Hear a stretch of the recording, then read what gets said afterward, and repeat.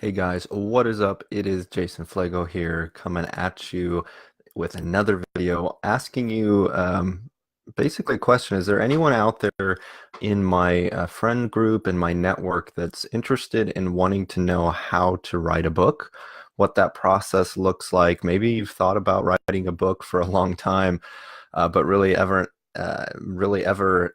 haven't taken the time to create a framework or a process and put the work in to get it done. Well, I've been kind of thinking about doing this video for a while about how to write a book, what that process looks like, because I actually wrote my first book when I was 21 years old, and it's not really available to the public actually right now because I'm in the process of rewriting it. But it was So You Think You're a Manly Man, Lessons of Character, Morality, and Ethics. And it was really kind of a compilation of life experiences that I went through and learned how to, implement character, morality, and ethics in my own life. And I also give examples of people throughout history who have, implemented or exemplified those different character qualities. So I actually kind of break it down into the main areas where I kind of envision the character, morality, and ethics being, and that's like, working, truth and honesty, respect, self-control, and a number of other areas. But I kind of wanted to share the process of why I wanted to write a book, how I did it, because it's really easy to say that you want to write a book. A lot of people actually want to write a book, but it's a lot harder than it actually appears to be, and it's much easier to say it. It's true for so many different things. A lot of people say they want to do things, but they have a tendency to move to Someday Isle. It's a great place in the Caribbean. They say someday I'll write a book, someday I'll get healthier, someday I'll get, have more money, that kind of thing. But in reality, they never put forth the effort to do it. So I wrote this book when I was 21. I was in college and I had the summer to basically work. I was working almost full time, and I had kind of laid out a framework. So if there's one thing I want to share with you guys that are interested in writing a book, create a framework or an outline of what you want the book to look like. And in this case, I think I've got 14 chapters in here. So I kind of broke it down. I did break it down into those 14 areas or topics I wanted to share. So that's your outline. And then from there, you flesh out further bullet point. Take those 14, like for me, 14, in my case, 14 points, and then bullet point out some of the main topics in each of those points that you want to, generate some content or you want to pull out more information. And then from there, either if everyone's different, they feel more comfortable doing, writing. Like for me, I actually write a lot physically. I like to write in a journal, a leather-bound journal that I've got. So I kind of write my content in there in terms of notes, outlines, that kind of thing. And then I actually go to my computer and then type out, expound from like my notes, my bullet points that I wrote physically. Other people find it much easier to do like videos and, record themselves kind of just talking through what they really want to share with other people. And then they can transcribe that into the content that ultimately becomes, a chapter or a piece of the book.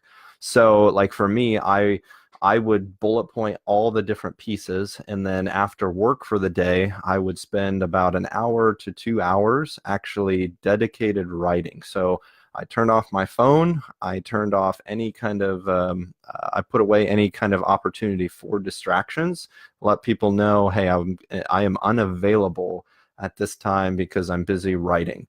So I had that dedicated focused time, and I just cranked out the content as much as I could. And of course, it's not going to be perfect the first time you go through it. That's the whole point of editing. So you want to get out as much content as you can once you get out your outline, your bullet points, and you just take it step by step. I broke it down into weekly goals that I had for the writing that I wanted to do. So, that was really the process of I had to physically get there. I had to motivate myself, get past the writer's block and actually get writing. Once I did that, it was actually really easy to continue that process. So once you get started and you get in that groove of writing and kind of getting that content out there, it becomes so much easier. I can tell you right now, the first 3 chapters of the book when I was writing it were the hardest for me, just because when you focus on the big picture, like if I looked at this and said, wow, I've got 14 chapters to write, I've got 70,000 words to get through, there's no way I would have wanted to do that. However, I broke it down into chapter and I said, this is my word count goal for the day that I need to hit within this hour to 2 hours that I've got. And that's what I did. I hit that every single day. And it's the same for anything else you want to do in life, whether that's exercising, getting healthier, a diet plan that you've got. You have to daily take those steps to accomplish the goal that you want, because by persisting daily, you can accomplish that bigger goal over time. So same thing with me. I put out the content. Of course, it was not very good, but the whole point is not necessarily that it's great, it's excellent. It's that you're getting it out there.